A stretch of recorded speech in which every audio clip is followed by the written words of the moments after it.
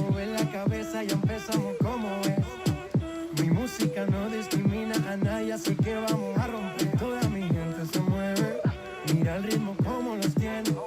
Hago música que entretiene. El mundo nos quiere, me quiere a mí. Toda mi gente se mueve, mira el ritmo como los tiene. Hago música que entretiene.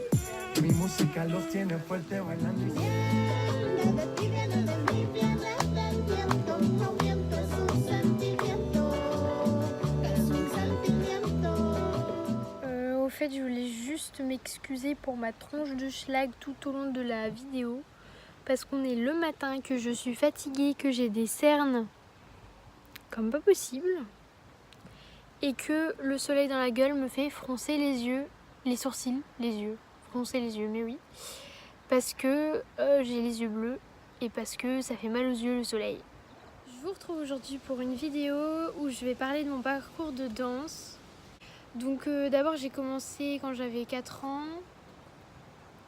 parce que ma mère elle était prof de danse, du coup j'ai fait des cours de danse avec elle. J'ai arrêté quand elle a arrêté d'être prof de danse, donc vers mes 7 ans. Et j'ai repris à mes 10 ans. Me demandez pas pourquoi. Encore une fois, me demandez pas pourquoi s'il vous plaît. Parce que je ne sais pas. J'ai voulu, j'avais envie. Donc je me suis présentée, j'ai été prise dans la classe au-dessus.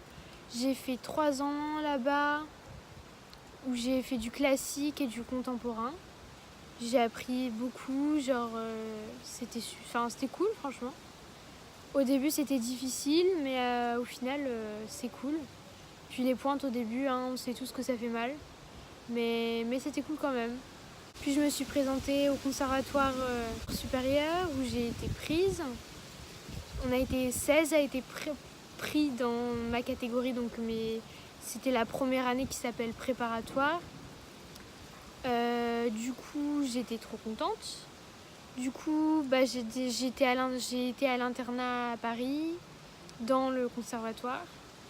Et au début j'avais cours de danse le matin et après j'allais au collège en 4e.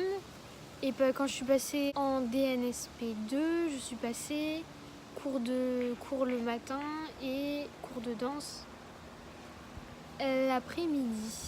Du coup ça faisait des longues journées parce que l'après-midi, bon, j'expliquerai plus tard. Et au bout de ma 3e année, donc DNSP2, j'ai dû m'arrêter en cours d'année pour raison de santé. Ensuite, je suis arrivée sur Avignon parce que mes parents avaient déménagé, j'habitais plus à Lille.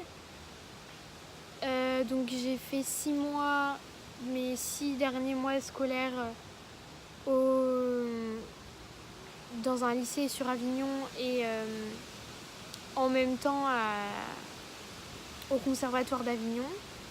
J'ai passé mon diplôme de danse que j'ai réussi et la formation musicale. J'ai pas fait l'anatomie, mais voilà. J'ai fait ça et j'ai pas passé non plus l'histoire de la danse alors que j'ai déjà le diplôme en fait, mais bref, on s'en fout. Et ensuite, je me suis sentie d'arrêter parce que j'en pouvais plus. Du coup, cette année, j'ai eu un gros stop de danse, j'ai pas dansé. J'ai fait un stage de danse au mois de février, mais genre un petit stage. Donc ça m'a fait du bien.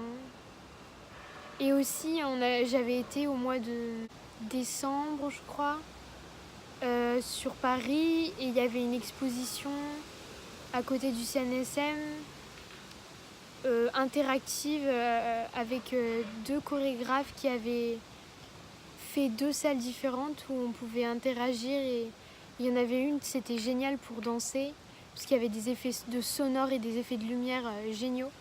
Du coup, je me suis éclatée avec mes potes à danser et ça m'a fait trop du bien de pouvoir redanser. Parce que j'avais peur de plus être capable de redanser en fait. J'avais l'impression que j'y arriverais plus en fait. Et au final, je me suis rendu compte que le sens du mouvement, on le garde à vie.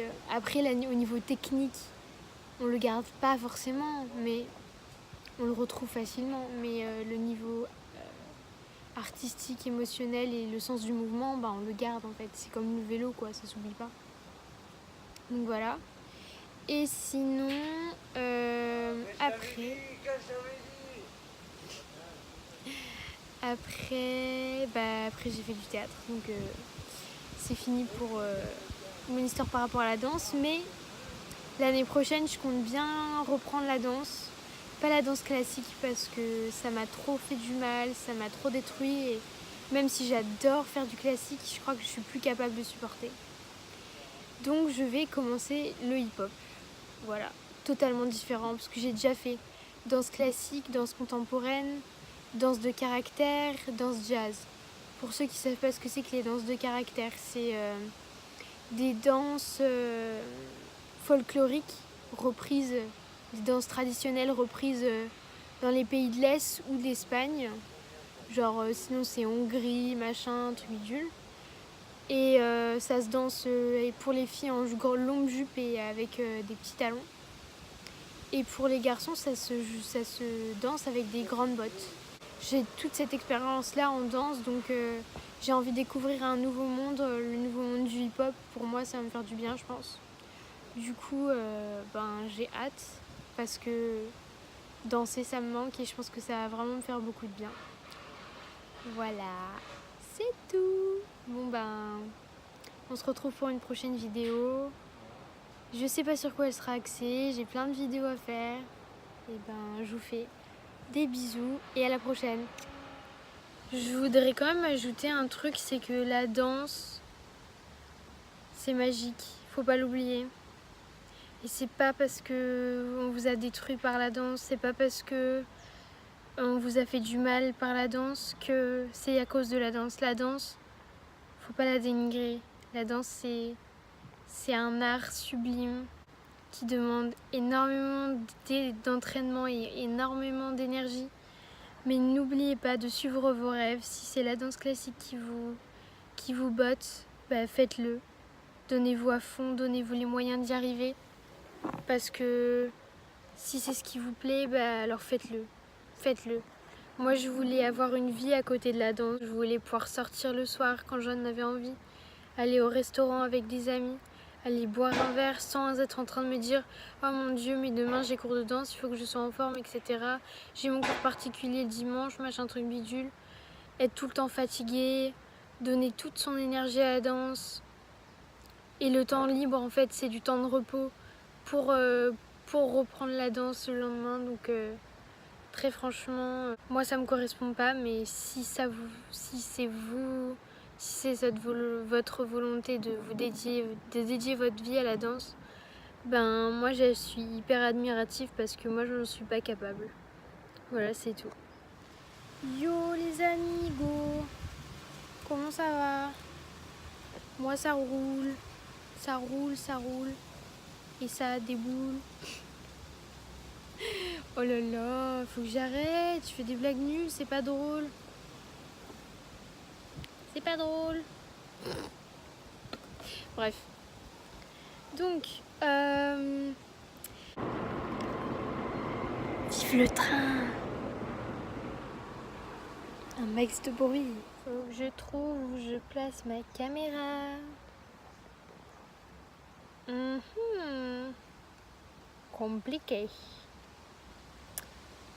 Je peux pas tenir mes bras comme ça tout le long, ça c'est clair. Moi je dis merci le trépied à 3 € à Casa. Merci beaucoup.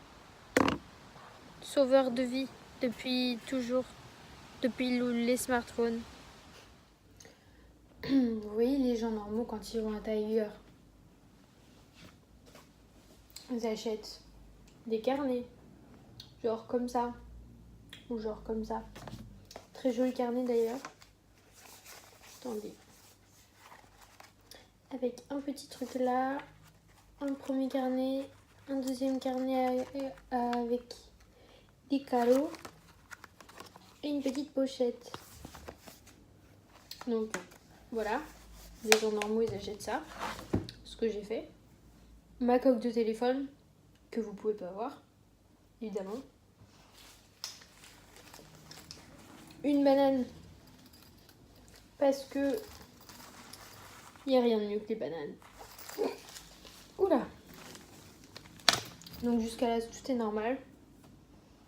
Mais à 18 ans, on achète aussi une énième peluche licorne. Oui, je dis bien une énième parce que j'en ai déjà. Mais elle était beaucoup trop chou. Et je devais l'acheter. En plus, c'est une licorne Pégase. Donc voilà. Voilà mes achats chez Tiger. Ah là là. Et dire que j'ai 18 ans.